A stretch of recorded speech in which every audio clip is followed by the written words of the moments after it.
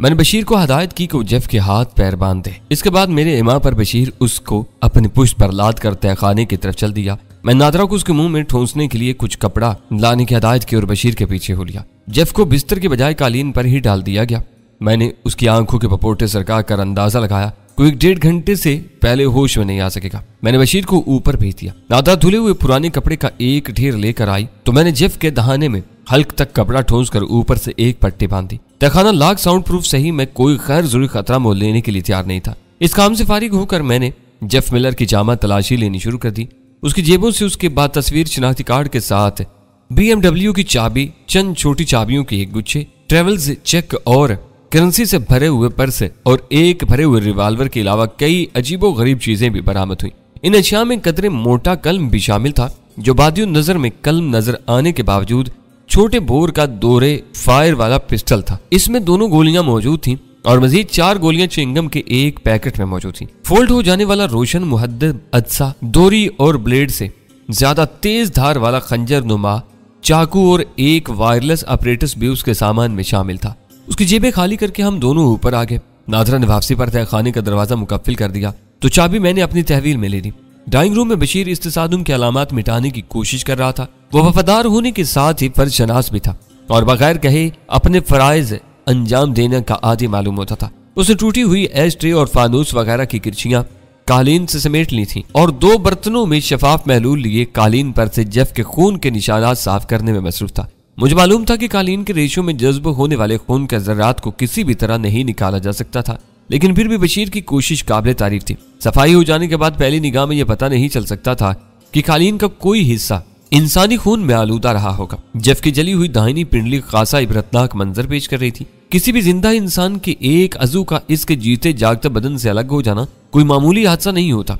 बदन जिंदा होता है लेकिन इससे कटा हुआ आजू मौत से हमकिनार हो चुका होता है। जेफ ने अपनी वो टांग अपनी सुरात और जारहियत की वजह से कटवाई थी। इसमें मेरे इरादे का कोई दखल नहीं था। इस टांग के निचले हिस्से में पतलून के जले हुए पांचे के साथ ही मोजा और जूता भी मौजूद था। वो भीमगन का कमाल था कि इससे खारिज होने वाली लेजर चौं के मोहलक धार ने जेफ की खाल, गोश्त और हड्डी को लम्हा भर में काट कर रख दिया था। वो एक वारदात थी। मुदाफत और बका की जंग में एक फरीक ने अपने हरीफ को माजूर कर दिया था, लेकिन शहर के बेशुमार अस्पतालों में हर रोज ऐसे सैकड़ों वाकयात रुनमा होते रहते थे। फर्क सिर्फ इतना होता था कि वहां जहां बलब मरीज अपनी जिंदगी के किसी अजाब से गुलखुलासे के लिए सर्जनों को हंसी खुशी अपने सड़ते दुखते या नासूर बने हुए बीमार अज़ा को काट कर अलग करने की इजाजत दे देते थे। होता यही है कि पूरे जिस्म को मुकम्मल बर्बादी से बचाने के लिए नाकारा अज़ा को काट कर फेंक दिया जाता है। जेफ मिलर भी मुआशरे के जिस्म से चिमटा हुआ एक ऐसा ही नासूर था जिसे बेदर्दी से अलग कर लिया जाना चाहिए था। मैंने उसके साथ वही सलूक किया था। वो एक ऐसे खुफिया इदारे का रुकन था जिसे खूबसूरत और बेहतरीन कागजी मकासद के साथ वजूद में लाया गया था, लेकिन अमली तौर पर उसे कुर्राए अर्ज की एक ऐसी ड्राउनी ताकत बना दिया गया था जिससे दोस्त और दुश्मन सब लर्जा अंदाम रहते थे। ये उसकी बदकिस्मती थी कि वह अपनी जिंदगी की बाकी माना मोहलत गुजारने के लिए पूरे वजूद के साथ जिंदा नहीं था। अपनी हमाकत की बिना पर उसकी मौत की पहली किस्त गैर इरादी तौर पर मुकम्मल हो चुकी थी। इसका क्या बनेगा? ये कटी हुई पिंडली कब तक यहाँ सजी रहेगी? नादरा ने खून के किसी भी दाग से बेनियाज इस सोख्ता शाहकार को देखते हुए वहशत ज़दा लहजा में पूछा, यह पिंडली किसी छोटे से गड्ढे में भी दबाई जा सकती है। असल खतरा इस सुर्ख कार से है जो बाहर खड़ी हुई है। मैंने उसे याद दिलाया जबकि यहाँ मौजूदगी के इस खुले इश्तिहार से जल्द अज जल्द छुटकारा हासिल करना होगा। ओह, इस कार का क्या बनेगा? मेरी याद दहानी पर वो मुस्तरिब होगी। इसे बशीर शहर के किसी भी इलाके में छोड़ाएगा। तुम जेफ की तलाश में आने वालों को यही बताओगी कि डैनी जेफ को इसी की गाड़ी में डाल कर ले गया था। इन्हें भूल कर भी शक नहीं हो सकेगा कि जेफ तुम्हारे घर के किसी खुफिया तहखाने में कैद है। फिर ये मनहूस पिंडली भी इस गाड़ी में डलवा थे। इसे देख देख कर मेरी तबीयत खराब हो रही है। अच्छा ख्याल है, मैंने उसकी तजवीज पर खुश होकर कहा। मेरी तरफ से गहरी हार्ट के लिए यह अनोखा तोहफा होगा।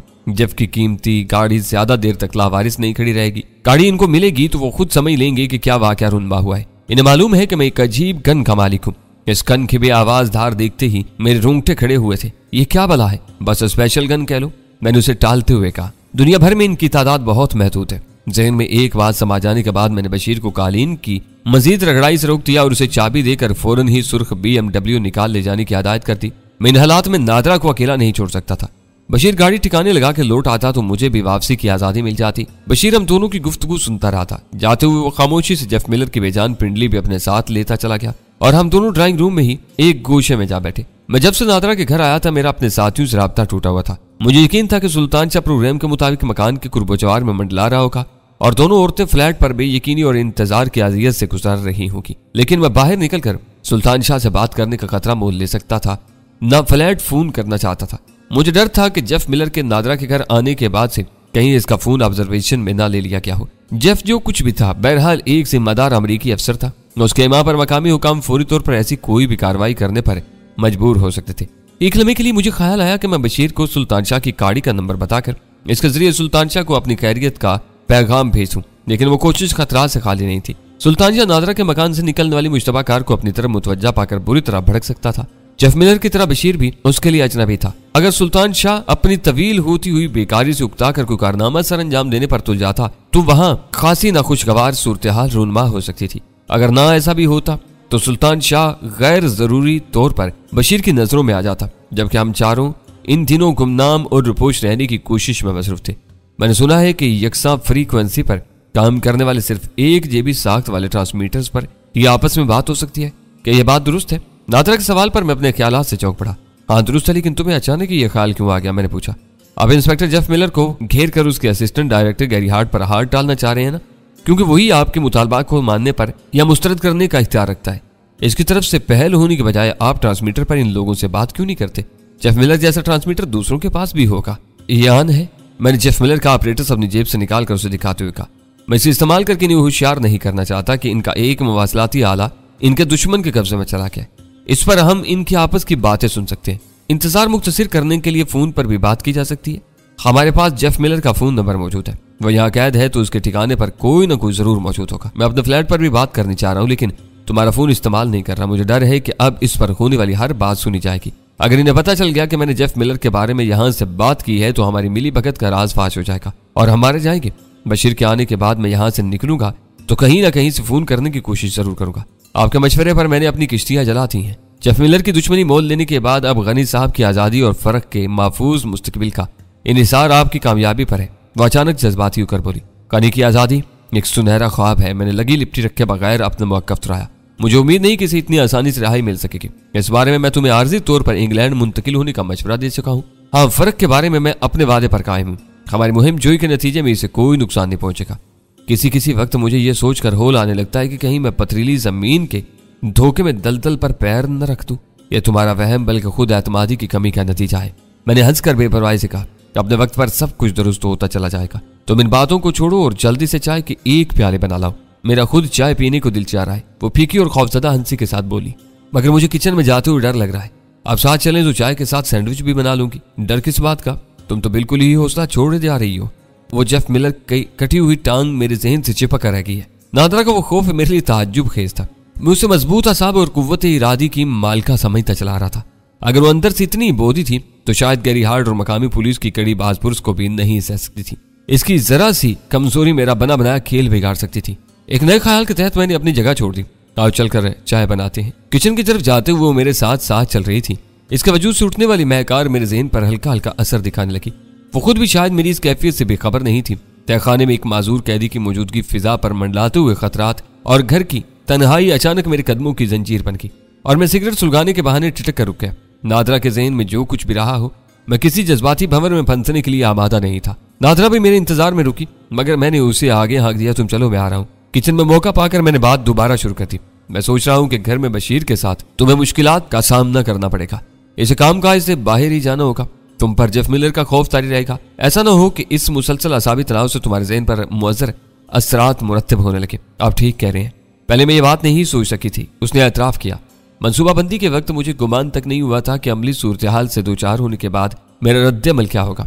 वो लोग जब तक जेफ मिलर को बाजियाब नहीं करवा लेते मेरे पीछे लगे रहेंगे। क्या यह मुनासिब नहीं होगा कि तुम बशीर को लंबी छुट्टी देकर खामोशी से अपने किसी रिश्तेदार के यहाँ मुंतकिल हो जाओ और अपने दुश्मनों को यह समझने दो कि मैंने तुम तीनों को अगवा कर लिया। मेरी तजवीज पर वो चौंक पड़ी और उसने अपनी बड़ी बड़ी आंखें मेरे चेहरे पर गाड़ दी। मैं आपको बता चुकी हूँ कि गनी की सजा याबी बल्कि गिरफ्तारी के बाद इस सब ने मेरा साथ छोड़ दिया था और मैं तनहा होकर रह गई हूँ। रहीम यार खान में मेरी बहन रहती है, मगर बहनोई ने उस पर पाबंदी लगा दी है कि मुझसे ना मिले। शायद रोने और गिड़गिड़ाने पर मुझे वहां पनाह मिल जाए। दूसरा कोई ठिकाना नहीं है।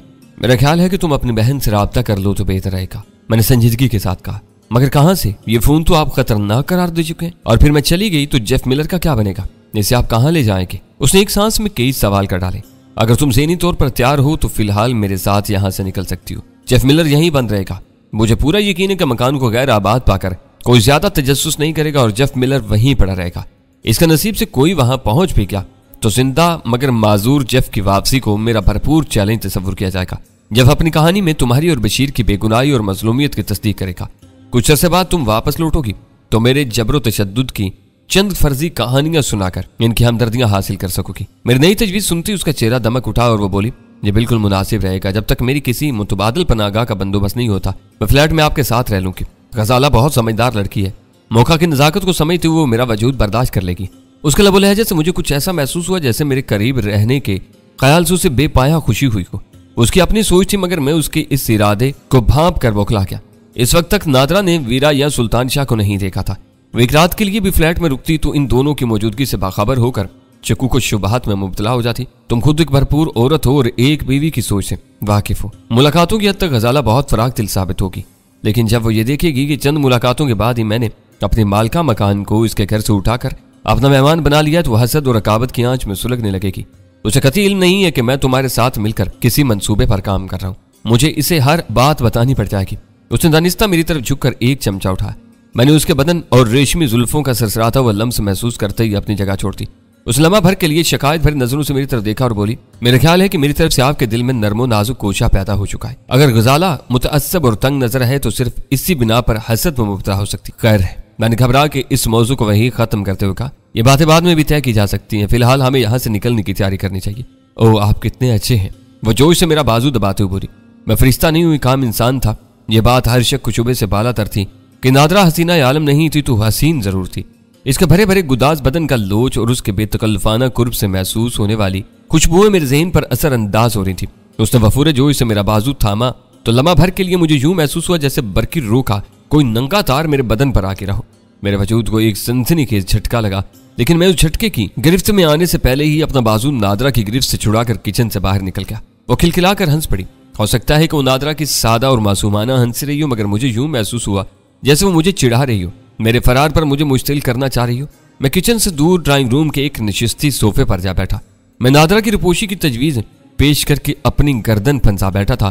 फ्लैट में 4 अफराद की मौजूदगी में किसी 5वें फर्द, खास तौर से नादरा जैसी औरत की कोई गुंजाइश नहीं थी। इस वक्त तक नादरा ने इखलाक से गिरी हुई कोई हरकत नहीं की थी और हर एतबार से बावकार नजर आने की कोशिश कर रही थी, लेकिन मैं अपने तजर्बे की बिना पर उसकी आंखों में वो मखसूस हैवानी चमक देख चुका था जो किसी भी लम्हे मेरे खुरमने सब्र और सुकून को चला कर राह कर सकती थी।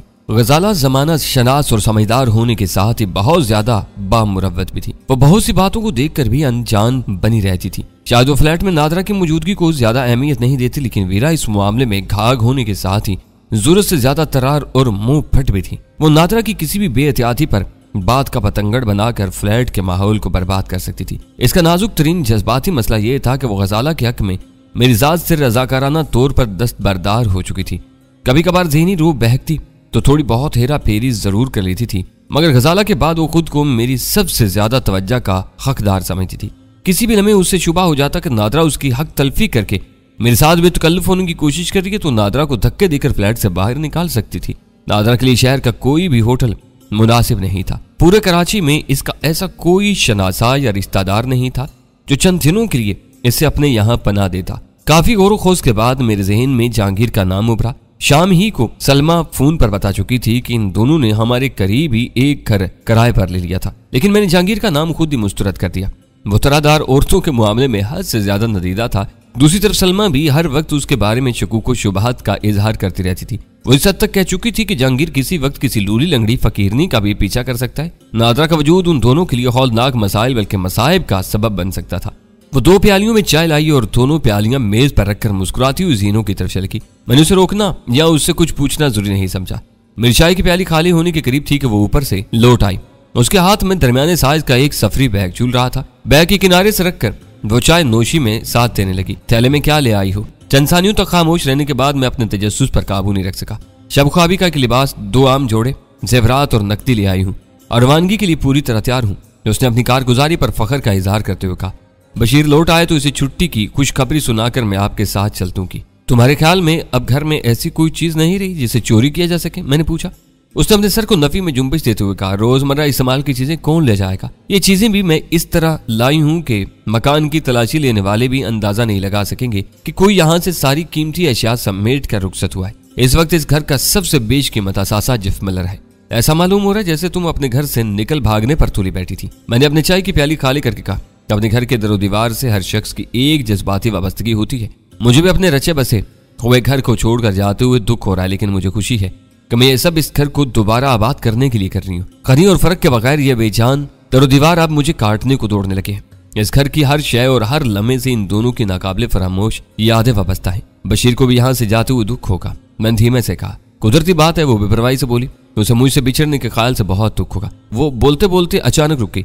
मेरे होठों पर मानी के तबस्सुम फैल गया। नादरा को अंदाजा हो गया कि वह रवानी में गलती कर गई है। उसने संभाला लेकर दोबारा अपनी बात शुरू की। आप मेरी बात का गलत मफहूम ना लें। इस बेजान घर की तन्हाई में हम दोनों जानदार 2 बरस से एक दूसरे के गमख्वार हैं। वह बहुत मुखलिस और वफादार नौकर है। इन औसाफ की कदर कीमत का अंदाजा उस वक्त होता है जब कोई तन्हाई के जहन्नुम में सुलग रहा हो। मैं अपना कोई मफहूम खर्च किए बगैर खुले ज़हन से तुम्हारी बातें सुन रहा हूँ। ये अच्छी बात है। वो किस्याई हुई अंसी के साथ बोली, मर्द जो चाहे कह ले, इसकी कोई बात नहीं पकड़ी जाती, मगर औरत को जुबान खोलने से पहले 10 मरतबा सोचना पड़ता है, क्योंकि इसकी हर बात को 1000 मानी पहना जाते हैं। इस वजह से मुझे वजाहत की जरूरत महसूस हुई, वरना आप देख ही रहे कि बशीर किस तरह मेरे इशारों पर नाचता है और हर लम्हे मेरे आराम का ख्याल रखता है। तुम्हें अपनी बहन के घर का फोन नंबर तो याद है ना? मैंने बात बदल दी। अच्छी तरह। वो मेरी अकलौती बहन है। इसका मियाँ फौज में कर्नल है। आजकल इसकी पोस्टिंग रहीम यार खान में है। सुना है कि वो बहुत खूबसूरत और जिंदा शहर है, जहाँ रात गए तक रोन के मान नहीं पड़ती। मुझे वो शहर देखने की बड़ी आरज़ू है। मेरा ख्याल है कि तुम अपने बहनोई को मना लोगी। मैंने जवाब में कहा, एक बात हम भूल रहे हैं। वो चौंक कर बोली, हमारी गैर मौजूदगी में जेफ मिलर के खाने पीने और दूसरी नागुज़ीर जरूरियात का क्या बनेगा? भूखा प्यासा रहकर तो वो चंद ही रोज में मर जाएगा। ये बातें कबल अज वक्त हैं। अभी उसे जेर दाम आए 1 घंटा भी नहीं हुआ। इसके मुकद्दर का इन्हिसार गैरी हार्ट के जवाबी रवैये पर होगा। वो चाहेगा तो जेफ मिलर जिंदा रहेगा, वरना हम उसे भूल जाएंगे। मेरा ख्याल है कि अब मैं इन मसाइल में सर ना खपाऊं। सोचने का काम आपके लिए छोड़ दूं। ऐसा कर लो तो मैं तुम्हारा ममनून रहूंगा। सोचने से कहीं ज्यादा मुश्किल काम दूसरों को अपनी बात समझाना है। बातों में ऐसे ऐसे नादरुल वजूद सवाल सामने आते हैं जिनका अम्बली दुनिया से दूर का भी ताल्लुक नहीं होता। सोचने के लिए आपको किसी सहारे की जरूरत हो तो मैं इसका बंदोबस्त भी कर सकती हूँ। कैसा सहारा? इस बार मेरे चौंकने की बारी थी। आपको मालूम है कि गनी साहब आग से खिल रहे थे और दिन रात वसवसों में घिरे रहते थे। जब वो ज्यादा परेशानी के आलम में होते थे तो अपना ज़हनी बार हल्का करने के लिए शराब पीते थे। इस वक्त भी मेरे घर में बहुत सी कीमती शराबों का जखीरा मौजूद है। आप चाहें तो शुगल कर सकते हैं। तो क्या गनी के साथ तुम भी पीती हो? मैंने उसे घूरा। वो हंस पड़ी। मुझे पीने की जरूरत ही पेश नहीं आती थी। गनी साहब की बातों से इतना नशा हो जाता था कि सरूर के सामने हर नशा हीच नजर आता था। मोहब्बत का नशा ही कुछ और होता है। इसका मतलब है कि वो जखीरा गनी ही का छोड़ा हुआ है। जी, रख करके वो सारी शराबें पुरानी हो रही हैं। मैंने सुना है कि पुरानी शराब महंगी होती है। शराबी की बीवी होने का ये फायदा है कि शराबों के बारे में तुम्हारी मालूमात काफी ज्यादा है। लेकिन मैं ये बता दूं कि बोतल में 1000 बरस रहने के बाद भी कोई शराब पुरानी नहीं होती। इसे लकड़ी के पैपों में मखसूस हालात और अमल से गुजार कर उम्र दी जाती है। लोग कहते हैं कि औरत नई और शराब पुरानी अच्छी होती है। इस लिहाज से इसकी कीमतें भी ज्यादा होती हैं।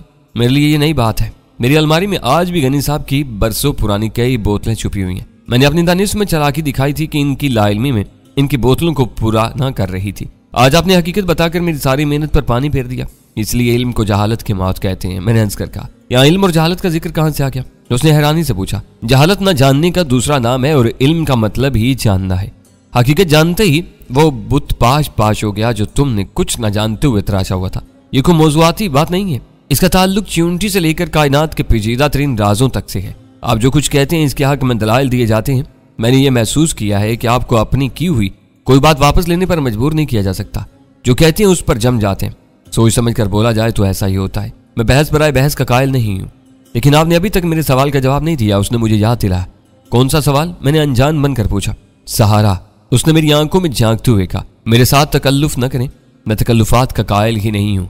इस वक्त बेहोशी की नहीं, होश की जरूरत है। मैंने मजबूत लहजे में गोल मोल जवाब देकर नादरा को खामोश कर दिया। चाय खत्म करने के बाद उसे कुछ और याद आ गया। इस बार वो मुझसे मुआजरत करके ऊपर गई थी। उसकी गैर मौजूदगी में मैंने सोचा कि मैं घर से बाहर निकलकर सुल्तान शाह को बुला लूं और फिर हम इसी के साथ मकबूला आबाद से रवाना हो जाए। लेकिन फिर वही बात थी कि सुल्तान शाह नादरा की नजरों में आ जाता। ड्राइंग रूम के दरवाजे पर दस्तक की हल्की सी आवाज सुनकर मैं उछल पड़ा। मेरे उठने से पहले ही इस दरवाजे के हजमी कुफल में चाबी घूमने की मखसूस आवाज उभरी और मेरा दिल उछल कर हल्क में आ गया। न जाने वो कौन था और किस मकसद से आया था। मैंने दरवाजे के करीब दीवार से लगकर अपनी जेब से भीम गन निकाल ली। ड्राइंग रूम का दरवाजा खुलने के साथ ही अंदरूनी जीनों पर कदमों की चाप सुनाई थी। मैंने उसकी तरफ देखे बगैर हाथ सीधा कर लिया ताकि दरवाजे से कोई अजनबी चेहरा तुलू होते ही बिला ताखीर फायर कर सकूं। नहीं, अचानक अंदर से नादरा की नीम हजियानी सी चीख उभरी। गोली न चलाइएगा, वो बशीर है। मैंने अपना हाथ गिरा लिया और बशीर फुर्ती से ड्राइंग रूम में दाखिल हुआ। उसने अंदर आते ही दरवाजा बंद कर दिया। बाहर खतरा मंडला रहा है, बशीर ने किसी तमहीद के बगैर ससराती हुई आवाज में कहा। कैसा खतरा? नादरा झपट कर उसके करीब पहुंच गई। बाहर तुमने क्या देखा? बाहर बहुत देर से एक पुरानी टोयोटा करोला घूम रही है। मैं उसके चलने की वजह से उसमें मौजूद आदमी का चेहरा नहीं देख सका, मगर मुझे यकीन है कि वो गोरे का कोई खतरनाक साथी है जो हमारे घर के अंदर घुसने के लिए मौका की घात में है। यहाँ से जाते हुए मैंने उसे इसी गली के नुक्कड़ पर देखा था। वापस आया हूं तो वो गाड़ी वीरान इमारत के सामने खड़ी हुई है। इसका रुख हमारे घर की तरफ है। मैं इसकी इब्तदाई फिक्रे ही से समझ गया कि उसे सुल्तान शाह की गाड़ी की तरफ से तशवीश हो रही थी। मैंने बुरा सा मुंह बनाकर कहा, बिला वजह हमें परेशान न करो, तुम्हारा वेदा खराब मालूम होता है। आप मेरा मजाक उड़ा रहे हैं। मेरी सजाइया लेजे पर वो बिगड़ कर बोला, मैं अपनी आंखों के देखे हुए कैसे झुटला सकता हूँ? अभी अंदर घुस आएगा तो हम सबको छट्टी का दूध याद दिला देगा। सबकी नहीं, सिर्फ अपनी बात करो। मैंने छट्टी पर दूध की बजाय शरबत फुलाद पिया था। नादरा ने उसके कंधे पर हाथ रखा और नहायत बेतकल्फी से उसे अपने पहलू में लेकर ड्राइंग रूम के एक गोशे की तरफ चलती। बशीर के साथ उसका वो इस्तरारी रवैया कई कही कहानियां सुना रहा था। वो दोनों उस गोशे में काफी देर तक धीमी आवाजों में बातें करते रहे। मैंने दानिस्ता एक ऐसी कुर्सी संभाली जहां दोनों मेरी पुश्त पर हो गए। इनकी यादगार अलविदाई मुलाकात के मौका पर मैं कबाब में हड्डी नहीं बनना चाहता था। पता नहीं वो दोनों कितनी मुद्दत के लिए एक दूसरे से बिछड़ने वाले थे। नादरा वापस आई तो कदरे मलूल और अफसुदा थी। तो उसने आते ही मुझे आगाह किया। मैंने बशीर को सब कुछ समझा दिया है। हमारे जाने के बाद वो भी खामोशी से यहाँ से रुखसत हो जाएगा और अपने घर की बजाय गुजरावाला में अपने किसी रिश्तेदार के घर जाएगा। आपका क्या प्रोग्राम है?